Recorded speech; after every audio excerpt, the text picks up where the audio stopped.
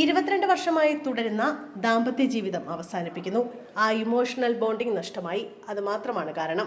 ഒരുപിടി നല്ല മലയാള സിനിമകളിലൂടെ മലയാളി പ്രേക്ഷകർക്ക് ഇഷ്ടതാരമായി മാറിയ ലക്ഷ്മിപ്രിയ മിനി സ്ക്രീൻ പ്രേക്ഷകർക്കിടയിലും മിന്നും താരമാണ്.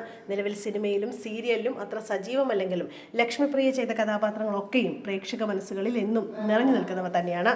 ഫ്ലവേഴ്സ് ചാനലിൽ സംരക്ഷണം ചെയ്യുന്ന കോമഡി പ്രോഗ്രാമിലെ നിറസാന്നിധ്യമായ ലക്ഷ്മിപ്രിയ ബിഗ് ബോസിലും അവസാന നാൾ വരെ തന്നെ മികച്ച മത്സരാർത്ഥികളിൽ ഒരാളായിരുന്നു.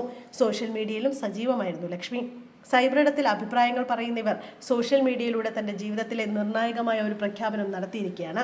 താൻ വിവാഹമോചനത്തിലേക്ക് നീങ്ങുന്നു എന്നാണ് ലക്ഷ്മിപ്രിയ ഫേസ്ബുക്കിൽ കുറിച്ചത്.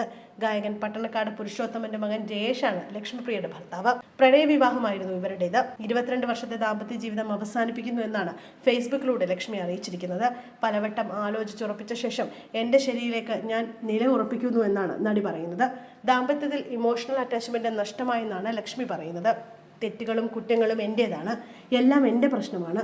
ആയതിനാൽ ചേർത്ത് വെച്ചാലും ചേരാത്ത ജീവിതം, അതിൽ നിന്നും ഞാൻ പിൻവാങ്ങുകയാണ്.